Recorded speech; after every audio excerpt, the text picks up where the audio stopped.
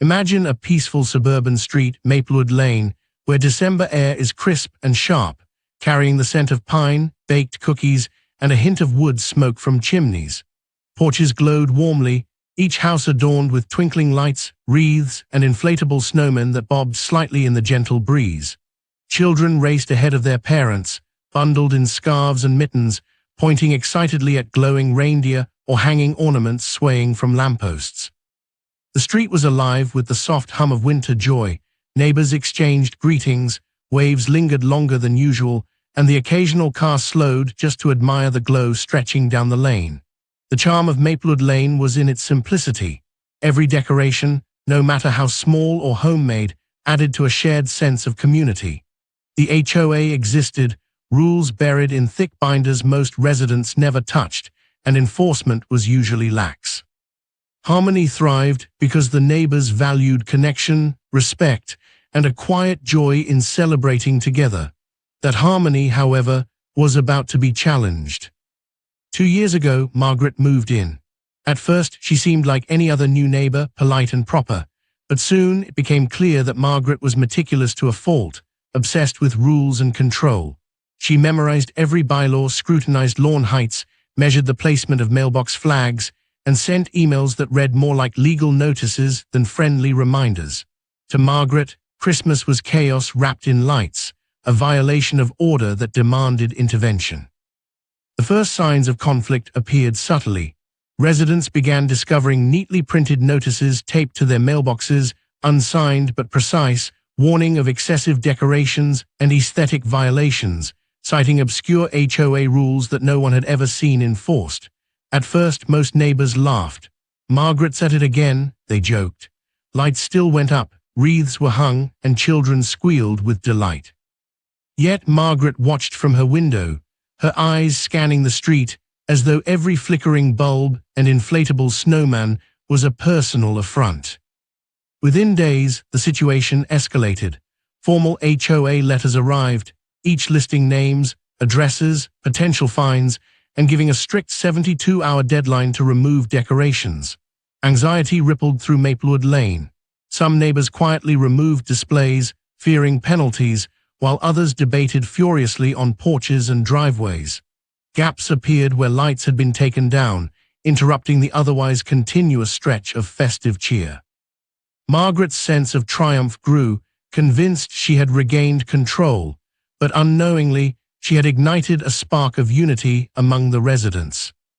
Neighbors who had barely spoken before began comparing letters and timelines. Slowly, a pattern emerged. Margaret seemed to target the brightest, most festive houses, particularly those nearest to her home. Memories surfaced, past celebrations encouraged by former boards, old newsletters praising community involvement, and tales of years when the HOA had actively supported the holiday spirit. It became clear, this wasn't about rules, this was about control. Garages, porches, and kitchens became informal strategy hubs where neighbors shared ideas, planned responses, and encouraged each other. Decorations began returning, brighter, bolder, and more synchronized than ever. Even quiet households added subtle touches, a ribbon on a lamppost, a candle in the window, or a small ornament on the mailbox. The street was no longer just celebrating Christmas, it was preparing for a statement. Amid the tension, moments of humor and human error lightened the mood. Mr. Patel, a jovial older neighbor, accidentally tangled his lights in an epic knot, drawing laughter and hands-on help from the community. Children rearranged small decorations in playful rebellion, pets knocked over miniature snowmen, and neighbors found ways to turn small mishaps into shared jokes. Each humorous incident strengthened bonds, made people talk, and reminded them of the joy behind their struggle. The decorations were no longer simply for aesthetics. They were symbols of unity, resilience, and quiet defiance. Behind closed doors, residents became investigators and strategists.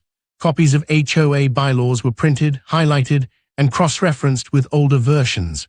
Meeting minutes and newsletters from past years were unearthed. A crucial discovery emerged: a seasonal exemption clause allowing holiday decorations during a specified period with minimal restrictions. Margaret had either ignored it or assumed no one would notice. Now the residents had evidence, organized meticulously in shared digital files, ready to counter any further attempts at intimidation. The street transformed into a coordinated display of visual solidarity. Lights across multiple houses synchronized into color patterns, wreaths appeared on every door, and even homes that had remained silent contributed small but meaningful symbols. Neighbors helped one another hang decorations, shared equipment, and offered encouragement. The collective effort sent an unmistakable message: Maplewood Lane would not be bullied. Each strand of light, each carefully hung ornament, became an act of community defiance, a visual testament to shared courage. As the deadline approached, Margaret escalated her efforts. Emails became more frequent, referencing potential fines and liability concerns. She pushed for an emergency HOA meeting, confident she would regain authority. Yet the residents were prepared. They knew the rules, the exemptions, and the precedents. They knew their community. Outside, the street glowed steadily, drawing attention from visitors who slowed their cars to admire the dazzling display. Social media posts began circulating, documenting the neighborhood's unity, spreading the story far beyond Maplewood Lane. The HOA meeting became a focal point. Margaret entered confident, expecting to intimidate, but one by one, neighbors presented evidence. They highlighted the seasonal exemption clause, cited past approvals, and exposed inconsistencies in enforcement. Board members, many pressured by Margaret, found themselves cornered by their own rules. Every point dismantled her authority. Each light, each wreath on the street outside, mirrored the calm but unyielding resistance of the community within. Margaret's confidence began to falter. The tension peaked as the meeting unfolded. Arguments were calm but firm, facts meticulously laid out. The board realized the HOA's position was weak, and the threat of fines now seemed reckless. Margaret's authority dissolved under the combined weight of preparation, evidence, and communal solidarity. Outside, the street's lights shone steadily, every decoration a silent cheer for victory. The residents had turned Margaret's attempt at control into a catalyst for unity, transforming fear into pride and celebration. By Christmas Eve, Maplewood Lane reached its dazzling climax. Coordinated lights, ribbons, wreaths, music from porches, donation boxes for charity, and laughter filled every corner. Every house participated, creating a harmonious, visually stunning, and emotionally warm street scene. Margaret's house remained dark, her influence completely diminished. The HOA revised rules, and the street's residents stayed connected. What began as a battle over lights had grown into a story of resilience, courage, and community. Christmas was not just saved, it became a symbol of belonging and the strength of unity. Margaret had tried to cancel Christmas, but unintentionally she had given the neighborhood something far greater, a reason to stand together, to trust one another, and to celebrate not just the holiday, but their shared identity as a community. The lights, laughter, and joy remained long after the season, a lasting memory of what can happen when a neighborhood chooses solidarity over fear. And that, more than wreaths or snowmen, is a story worth remembering.